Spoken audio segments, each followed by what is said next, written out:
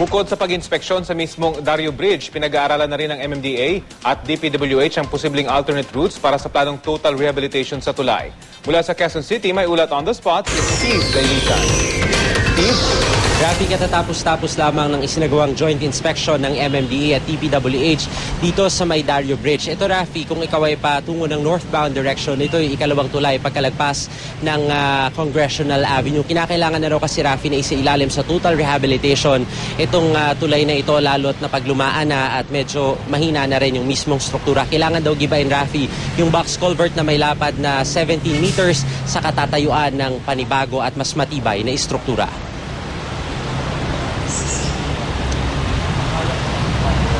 Taong 1954 pa raw itinayo itong Dario Bridge kasabay ng konstruksyon ng nooy Highway 54 o ngayon mas kilalang EDSA. Sa pagsusuri ng DPWH, mahina na raw ang istruktura. Yung slab o poste sa ilalim, marami na raw bitak. Exposed na rin daw yung mga bakal sa ilalim. Bunga raw ito ng katandaan at tinirahan din kasi ng mga informal settler. Ang iniiwasan daw nila rito, Rafi, baka biglang bumigay ang tulay lalo't libo-libong sasakyan na may samot-saring bigat ang dumaraan dito kada araw. Approved na raw in principle itong proyekto. Kung mabibigyan nga ng permit at masisimulan ngayong Marso, abutin daw ng 6 hanggang 8 buwan bago ito makumpuni at kailangang isara una itong northbound direction. Mahigit 60 million pesos, Rafi, yung halaga nitong proyekto. Para hindi raw tuluyang maparalisa ang daloy ng trapiko, isa sa mga tinitignan ay yung paglalagay ng detour bridge.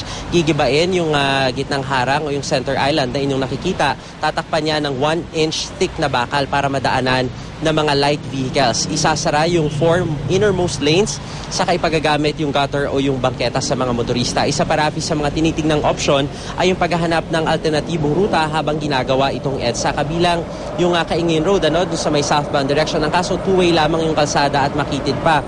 Pinag-aaralan din maglagay ng Bailey Bridge sa FEMA Road para may iba pang madaanan. Ang kaso, nung silipin ito ng MMD at DPWH kanina, mukhang malabo dahil masyado itong makitid. Ang southbound lane naman, Rafi, saka lamang daw sisimulan kapag natapos na ang konstruksyon nitong northbound. Ngayon pa lang ay humingi na ng paumanhin itong si MMDA Chairman Francis Tolentino at maging yung mga taga-DPWH sa abalang lilikhain ito sa mga motorista. Magbibigay naman daw ng multa ang MMDA sa contractor nitong proyektong ito para nang sa gayon ay matapos sa tamang oras itong pagsasaayos ng Dario Bridge.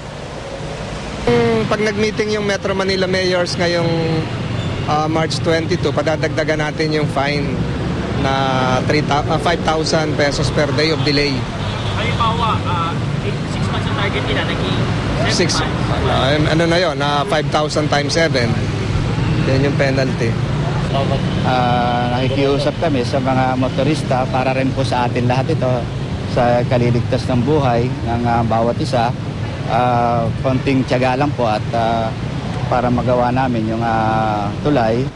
Rafi, tinatayang aabot sa mahigit 200,000 sasakyan yung dumaraan dito sa bahaging ito ng EDSA sa may Dario Bridge. Karamihan dyan, Rafi, ay yung mga palabas ng North Luzon Expressway at yung iba naman ay yung mga nabibili sa Balintawa. Kaya kanina, nung isinasagawa pa lamang joint inspection, tumukod na yung daloy ng trapiko. Ano pa kaya kung sa sandaling masimulan na itong proyektong ito? Kaya nga yung MMD at DPWH ay hindi pa rin daw tumitigil hanggat makahanap sila ng karagdagang alternatibong ruta para kahit paano maibsan din yung inaasahang mabigat na daloy ng trapiko. Rafi. Steve, magkakaroon ba ng epekto yung pagsasayos dyan sa Dario Bridge? Diyan naman sa MRT na nasa ibabaw din nung tulay?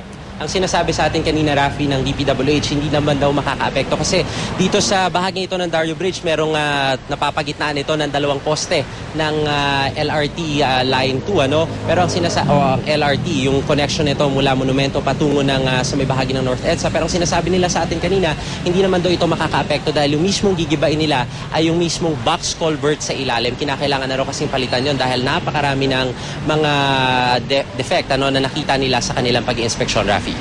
Okay, maraming salamat, Steve Dailisan.